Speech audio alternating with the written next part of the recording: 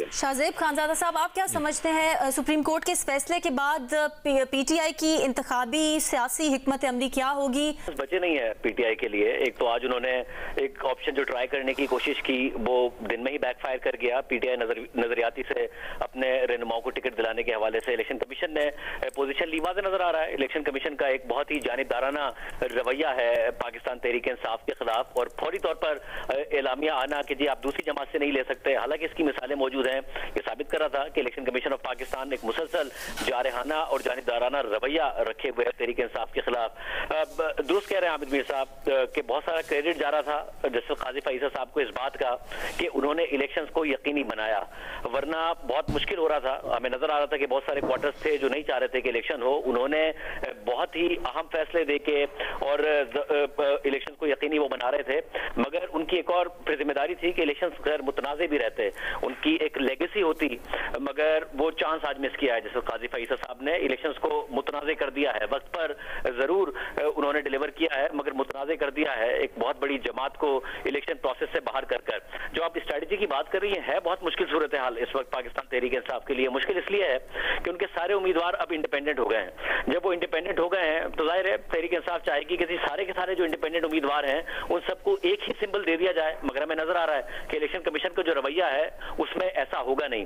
तो इस वक्त क्योंकि इंतजामी मशीनरी भी पाकिस्तान तहरीक इंसाफ के खिलाफ है, तो अगर उनके उम्मीदवारों को कैंपेन नहीं करने दी गई तो बड़ा मुश्किल होगा उनके वोटर सपोर्टर को ये जानने में और उन तक ये पैगाम पहुंचने में कि हमारे हल्के का जो कैंडिडेट है उसको अगर पाकिस्तान तहरीक इंसाफ सपोर्ट कर रही है तो वो किस सिंबल पर खड़ा है। क्योंकि बहुत सारे मुतादिद हल्के थे जिसमें तहरीक इंसाफ के बहुत सारे लोगों ने अप्लाई कर दिया था। तो अब तो ये मसला कि तहरीक इंसाफ का असल में उनसे कौन सा उम्मीदवार है, ये मैसेज की कम्युनिकेशन, फिर ये कम्युनिकेशन कि उसका सिंबल क्या है, जबकि रियासती मशीनरी आपके खिलाफ इस्तेमाल हो रही हो, ये एक बहुत बड़ा मुश्किल टास्क होगा।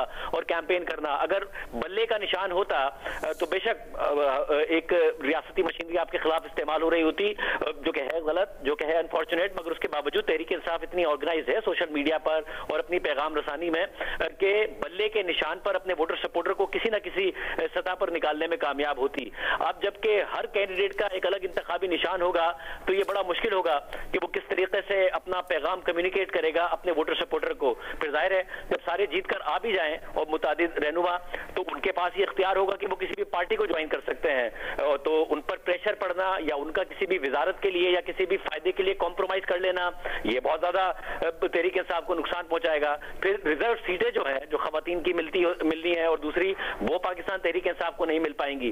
तो एक मेजर ब्लो है पाकिस्तान तहरीक इंसाफ के लिए। जो उनकी दूसरी स्ट्रेटजी थी, प्लान बी था, वो तो हमें नजर आया कि वो तो दिन में ही नाकाम हो गया था। जिन साहब के थ्रू उन्होंने टिकट्स का कहा था, हालांकि आज शहजाद इकबाल साहब के प्रोग्राम में रऊफ हसन साहब कह रहे थे कि उन्होंने एग्रीमेंट किया था हमारे साथ, वो मुकर गए। और मुकरने के साथ साथ हमने देखा कि इलेक्शन कमीशन ने अपनी एक बायस रवैया दिखाया। तो एक बहुत ही अनफॉर्चुनेट डिसीजन है। मेरा ख्याल है कि जो टेक्निकल फ्लॉज थे पाकिस्तान तहरीक इंसाफ के इंट्रा पार्टी इलेक्शन में जो कि थे, क्योंकि इमरान खान साहब तो हमेशा से दावे करते आए थे कि मैं पार्टी को एक इंस्टीट्यूशन बनाऊंगा, बाकी सारे नहीं बनाते इंस्टीट्यूशन, मगर उन्होंने बार बार इंट्रा पार्टी इलेक्शन कराए, मगर जब जब उनकी मर्जी के खिलाफ नहीं हुए तो हमने देखा कि वो इलेक्शन उन्होंने खत्म कर दिए। चाहे जस्टिस वजीउद्दीन साहब हो या फिर नूरानी साहब हो, उन्हें ही छोड़ के जाना पड़ा क्योंकि उन्होंने पार्टी के इलेक्शन पर एतराज उठाए थे। तो खान साहब ने अपना आइन बहुत सख्त बनाया था कि जी मैं इस स्टैंडर्ड पे अपने इंट्रा पार्टी इलेक्शन कराऊंगा। उस पर खुद पूरे नहीं उतरे, मगर नहीं भी उतरे और इलेक्शन सही नहीं भी हुए। जाहिर है उस टेक्निकल फॉल्ट नजर आ रहे थे जब आज अदालत बार बार सवाल उठा रही थी। तो 14 लोग कंप्लेन करें उस पर, ऐसी पार्टी जिसने 2.25 करोड़ वोट लिए हों, जिसको लाखों मेंबर्स हों, 25 दिन पहले आप उसको इंतखाबी निशान से महरूम कर दें।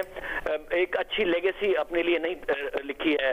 आज जैसे काजी फईसा साहब ने, उनसे ये उम्मीद नहीं की जा रही थी जिससे वो सबसे वो गुजरे हैं कि उनका मवाजना किया जाए इस बात से कि जो 2018 में जुडिशरी ने नून लीग के साथ किया था इमरान खान को हुकूमत में लाने के लिए, आज वो इमरान खान के साथ हुआ है और बल्ले के निशान के साथ हुआ है और एक पार्टी को महरूम किया गया है। इलेक्शन की जो अहमियत है वो बहुत